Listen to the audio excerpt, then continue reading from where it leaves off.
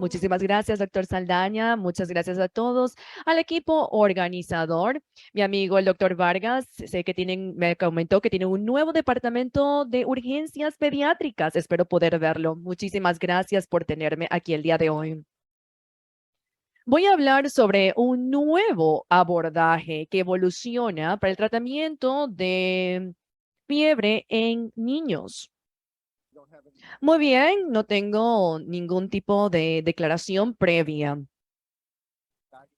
El abordaje debe ser en base a la bacteriología, que es muy diferente en pacientes pediátricos dependiendo de su edad.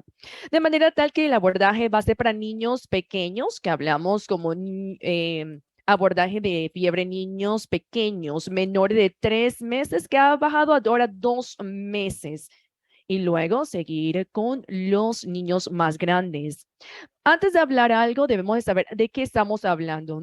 Fiebre es de un niño que está vestido, cuya temperatura rectal o si está utilizando un termómetro infrarrojo o un tipo de termómetro que debe de estar de 30, mayor de 38 grados centígrados.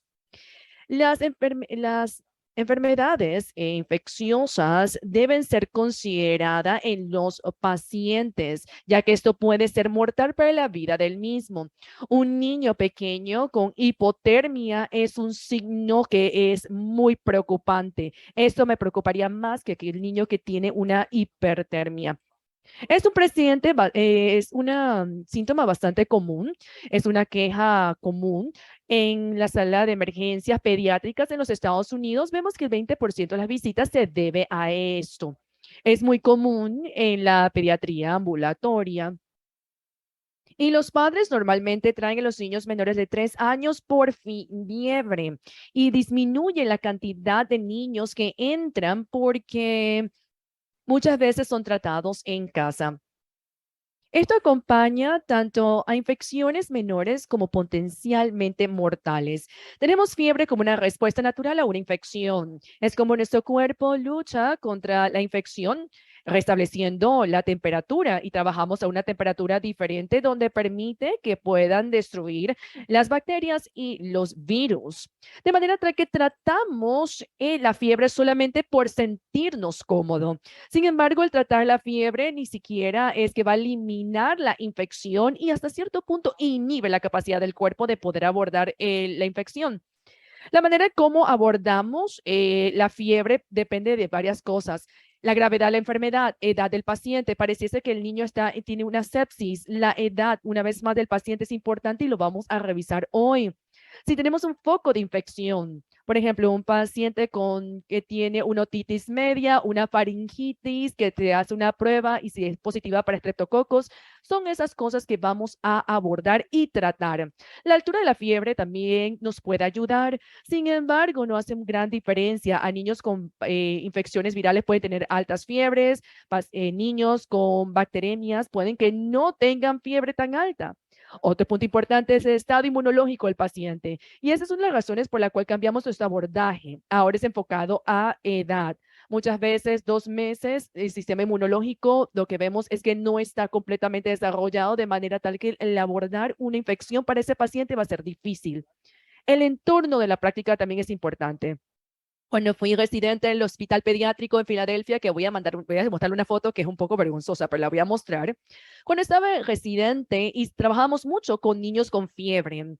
Y es importante porque hay una etapa donde el niño todavía no está inmunizado por estreptococos o influenza, de manera tal que el riesgo que tiene un niño cuando tiene fiebre antes de ese tipo de vacunas es importante abordarlo.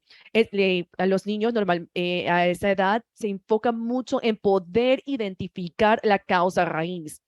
Después de la residencia y antes de regresar, estuve como pediatra en un lugar cerca de la frontera con Canadá. Y mi oficina estaba a 110 kilómetros de distancia del laboratorio, de manera tal que no podía abordar a cada paciente con pruebas de laboratorio. Y lo que tenía que hacer es un abordaje diferente, ver al paciente, llamar en la noche, ver cómo el paciente seguía con el fin de poder adaptarme al entorno de mi práctica. Los primeros 3 meses de vida es importante la parte de la posibilidad de una infección. Hicimos una encuesta pediátrica donde muestra que los Estados Unidos y lo que hemos visto en la OMS y artículos en panameña es muy similar a lo que vemos aquí. La gran mayoría son gram negativos, especialmente E. coli. Los estreptococos grupo B también son predominantes y también vemos otros tipos de microorganismos. Listeria monocytogenes no lo vemos después de, o por lo menos en Estados Unidos después de un mes de vida. Nos hemos trabajado con el Hospital de Boston, que es es parte de la red de investigación pediátrica y vimos que la tasa de bacteremia en niños es casi del 2%, especialmente en niños menores de la edad de 28 días, es casi un 3%, muy similar a meningitis. Este estudio fue del 2018 de medicina de urgencia, donde ven más de 28,000 niños al año con niños con presencia de bacteremia y meningitis y de otros tipos de gram negativos, como Klebsiella, entre otros. Sabemos que los niños pequeños no pueden atacar las infecciones como puede hacerlo un adulto, de manera tal que el abordaje es más agresivo. Aquí en la foto, ven la foto de la residencia. Este fue cuando entré a la residencia. Yo sé que es difícil inclusive identificarme o el año. Espero que no me pueda ver ahí porque no quiero que me encuentren. Sabemos de que 3 al 15% de los bebés menores de 3 meses tendrán un tipo de infección por bacteria grave. El estándar académico, atención, en ese entonces era hacer pruebas de laboratorio, incluyendo cultivo, urinálisis, incluyendo un urocultivo y punción lumbar. Y todos los niños eran hospitalizados por 72 horas para colocarle antibióticos por intravenosa. Y quiero decir que aquel niño que pareciese que tiene apariencia séptica, que pareciera que tuviese una infección, hay muchas cosas que va a hacer que un niño pareciese que tuviese sepsis. Por eso utilizo este acrónimo, sus siglas en inglés, MISFIT. Hay que considerar varias otras cosas, por ejemplo, trauma, enfermedades cardíacas o metabólicas. Al ver un niño con ese tipo de presentación, pudiese ser muy similar a que un niño que tiene septicemia. A lo largo de los años, muchas personas en los hospitales decían, debemos hacer algo. El paciente pediátrico está en el hospital por mucho tiempo porque no se diagnostica a tiempo. Los niños normalmente tienen reacciones a los antibióticos. Si no se les requiere estar en el hospital por mucho tiempo, hay necesidad de sacarlo lo más rápido posible. Tenemos a Mark Baskin y Larry Fashion en George Bafford, nuestro Hospital del Niño de Filadelfia y otro grupo de Rochester, con un grupo de médicos buscaron, ¿podemos eliminar algún tipo del protocolo para poder que ese niño sea tratado en casa y que el niño no se quede en casa? Muchos de los niños salían del hospital con una cefalosporina intramuscular y se la ponían, nada más tenían que venir a la clínica y salían. Comenzamos a tratar un grupo de esta manera y otros que se quedaban en el hospital. Y los niños se evaluaban cada 24 a 48 horas. Y lo que vimos es que con comparación al grupo que se quedaba hospitalizado y el niño que iba a casa, no solamente ese grupo que iba a casa era más costo efectivo, sino que el niño mejoraba rápidamente. Inclusive aún niños que se le hace una punción lumbar. Cuando tratamos de aplicar esto a otras poblaciones, el pronóstico era muy diferente, de manera tal que esto era favorable solamente para este grupo específico. Kerry Byington en Utah, que es un grupo multiestatal en el oeste de los Estados Unidos, comenzaron a evaluar, ¿será posible tener una práctica o un protocolo guía que nos permita reducir el número de cosas que hacemos en el hospital con el fin de que el niño pueda salir rápido?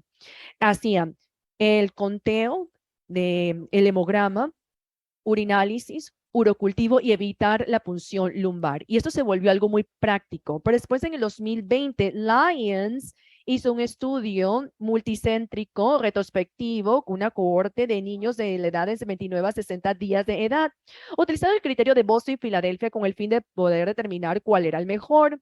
Y si la pregunta era que si no se hacía una punción lumbar, entonces se perdía un tercio de los pacientes con meningitis. Hubo muchas limitaciones a estos datos, eran datos retrospectivos, se llevaron a cabo en un tiempo donde las personas no estaban haciendo punción lumbar en estos niños, pero todos esos niños, para poderse descartar la meningitis, había que hacer la punción lumbar, de manera tal que la punción lumbar se hacía solamente con aquellos que consideraban la posibilidad de meningitis, no era algo común. Se tomaba en cuenta también la evaluación física del niño y no se utilizaban todos los criterios a nivel de laboratorio. Y se comenzaron a preguntar, esto quizás no sea, esto nos preocupa, sin embargo, quizás no sea el manera de seguir. Se utilizaron luego proteínas C reactiva, procalcitonina, y pues, la cual se utilizaron por muchos años. En Europa también comenzaron a utilizar estos marcadores inflamatorios. Sin embargo, no estaban disponibles rápidamente en los Estados Unidos, de manera tal que la procalcitonina y la proteína C reactiva no se utilizaba con frecuencia en Estados Unidos. Hubo una publicación llevada a cabo por varios médicos pediátricos, de pediatría generales, médicos familiares, urgenciólogos. Habían un equipo que trabaja en la Academia Estadounidense o Americana de Pediatría, que se unieron para poder establecer guías. Esta guía es de 40 páginas, es muy densa, sin embargo, ve la evolución del tratamiento de un paciente febril, y el trabajo que realizaron en cuanto a la revisión de la literatura fue maravillosa. Pero luego vieron que había una opción de revisar los marcadores inflamatorios, y también buscaron maneras de cómo establecer dentro del rango de edades qué tipo de marcadores inflamatorios serían buenos utilizar. Se dieron cuenta de la procalcitonina es la mejor, seguido por la proteína C reactiva. Y si tenía un alto conteo de leucocitos, había que hacer un diferencial para poder determinar el conteo absoluto de neutrófilos. Y se dieron cuenta que, pero entre todos, el más sensible es la procalcitonina. Pero no había ningún marcador inflamatorio que pudiese ser utilizado dependiendo de la categorización de las edades de los niños, más que la procalcitonina. Comenzaron a considerar si pudiesen verlo de manera diferente, un abordaje diferente. Y lo comenzaron a evaluarlo enfocado en la evolución de la enfermedad. Y vemos que la tasa de la disminución de la bacteremia es diferente, o va avanzando o va disminuyendo según la edad, de manera diferente. Y ahí fue que salió el estudio de Powell et al, donde sacaron diferentes estimaciones de cómo abordarlo dependiendo de la semana de la infección. Antes de la edad de 8 días, es importante de que todo se le dé todo el paquete o el panel de pruebas de laboratorio para poder descartar todas las posibilidades.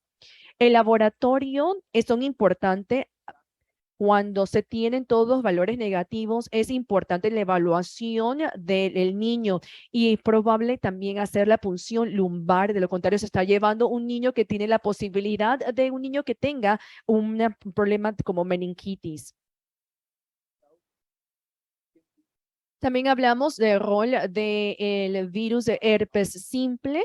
Si existen lesiones cutáneas y convulsiones, esto se puede evaluar, pero se ve que un tercio de los niños con infecciones del virus de herpes simple no hay una diseminación de la infección. Aquí se colocan los siguientes factores de riesgo.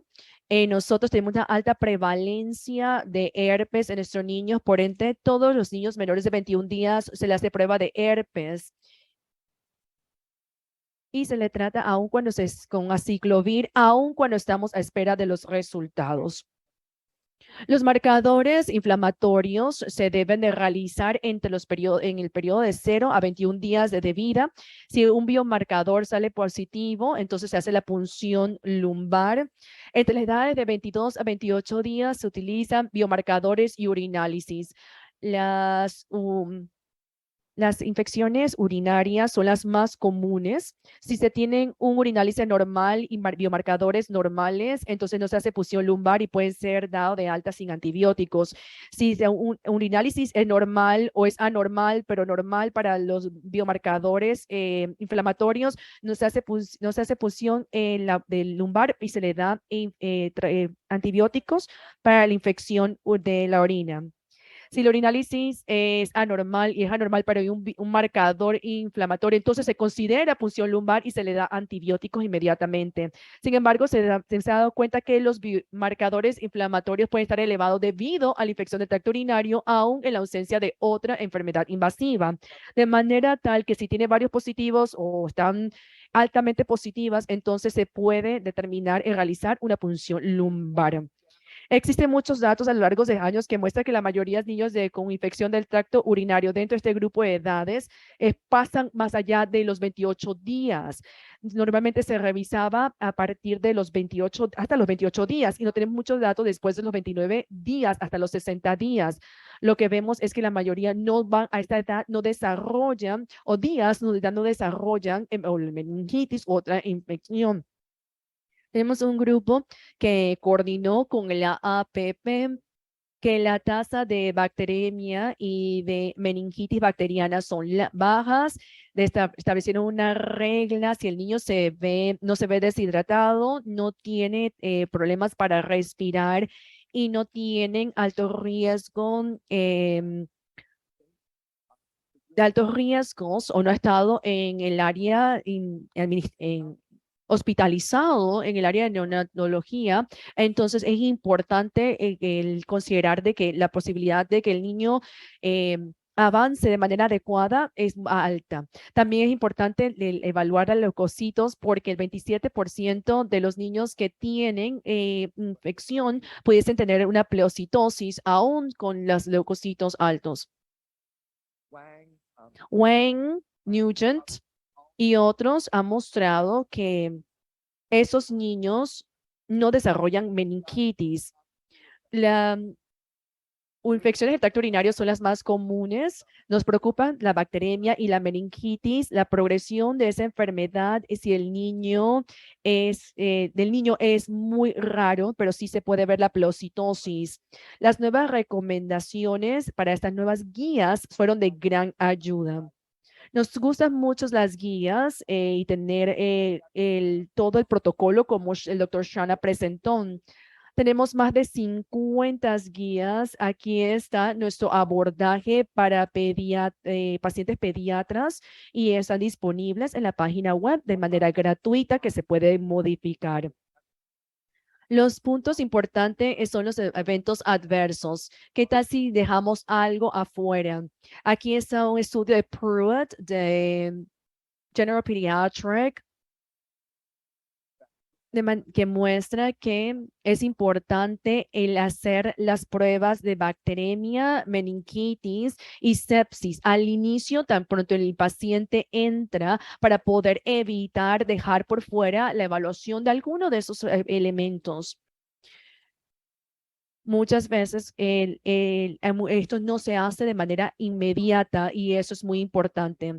Karen Byington tiene una práctica donde se puede reducir el número de las cosas que ya se hacen en la práctica clínica, reduciendo costos y las familias están más contentas con la atención.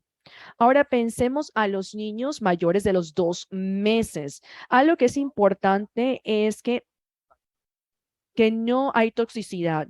Un niño que no está, si no hay toxicidad y el niño está letargo, tiene temperatura alta o baja y con frecuencia tiene taquicardia. Un paciente que no define como sepsis, pero pareciese que fuese. En pacientes que pareciese sepsis, hay que hacer lo que es el tratamiento dirigido al el foco de infección.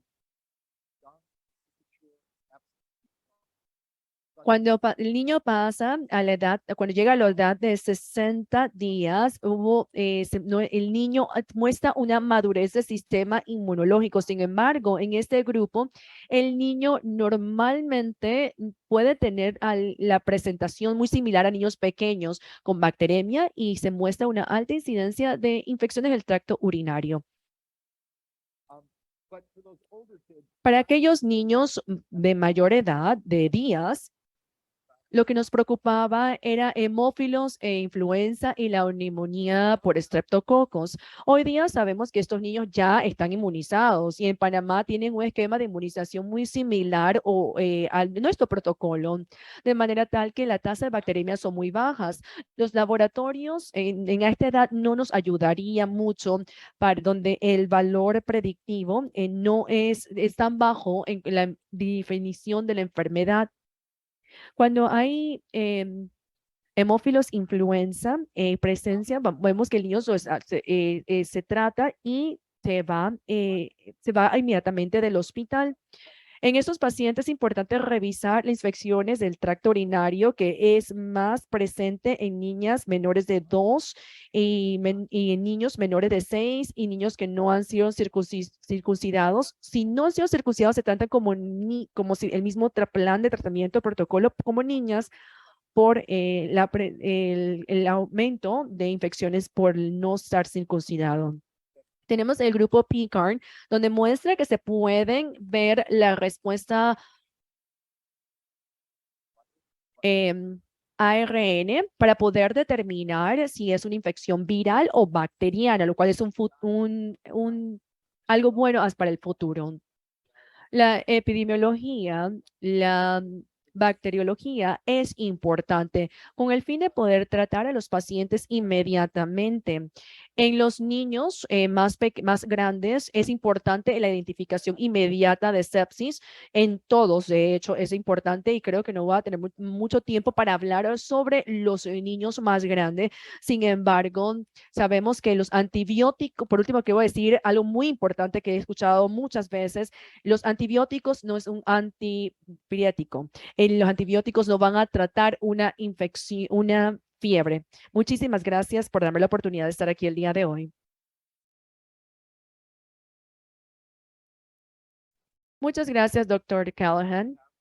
Tenemos tres preguntas de la audiencia. Una, la cual voy a leerla tal como me la enviaron.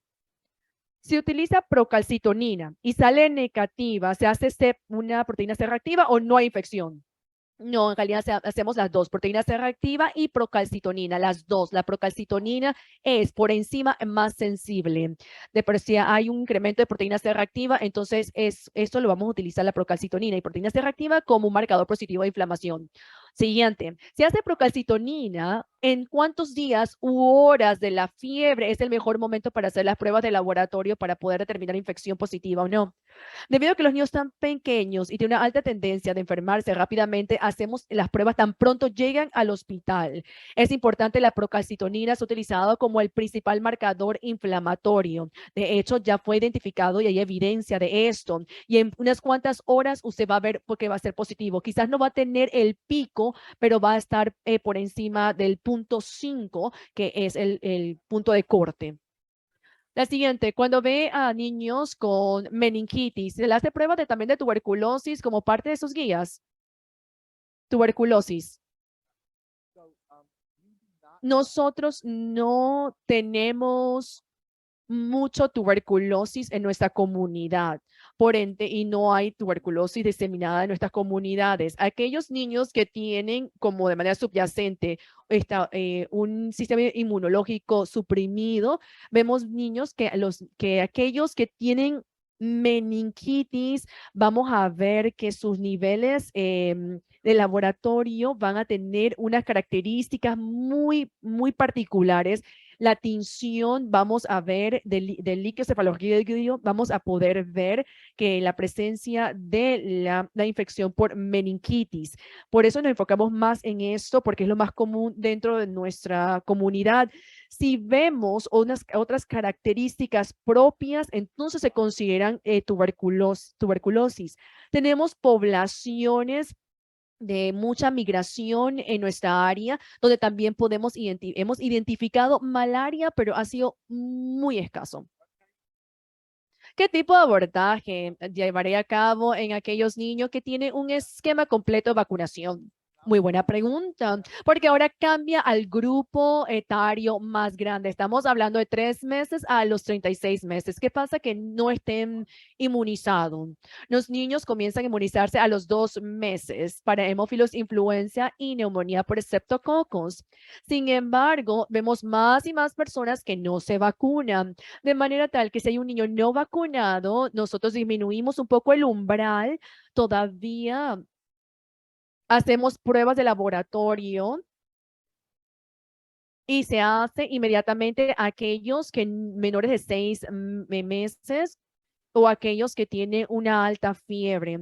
Algunos de mis colegas y yo también haría lo que es un hemograma y proteína C reactivo para poder, que sería mejor que solamente conteo leucocitario.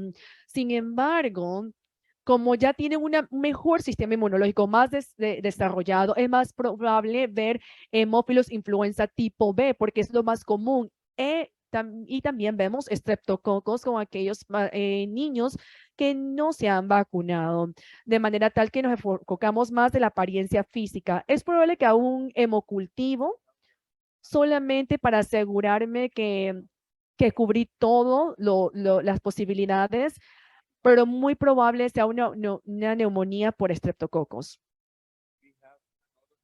Tenemos otra pregunta. ¿Puede hacer algún comentario, disculpen, sobre el tratamiento de sepsis en paciente, en niños? En cuanto a las pruebas en el punto de atención, no hacemos procalcetonina. Nosotros lo que hacemos es que lo enviamos al laboratorio y tenemos resultados dentro de 1 a 2 horas. Es importante que nosotros sí abordamos en el punto de atención. Tenemos varias guías y protocolos que debemos de seguir y evaluamos o hacemos el cribado de lo que vemos en la apariencia del paciente y también signos vitales que son importantes. Tenemos enfermeras pediátricas que están especializadas para tratar al paciente. Estamos ahí presentes, vemos el antecedente, puede ser que el niño tenga una enfermedad subyacente y estas son las que requieren un abordaje más agresivo desde el inicio. Si se considera sepsis, consideren entonces procalcitonina. Lo que son los leucocitos también es importante. La reanimación con líquidos es importante. De hecho, ahorita no hay suficiente evidencia, pero hay personas que ya están utilizando lactato versus solución salina para poder reanimar. No tenemos más preguntas. Muchísimas gracias, doctor Callahan.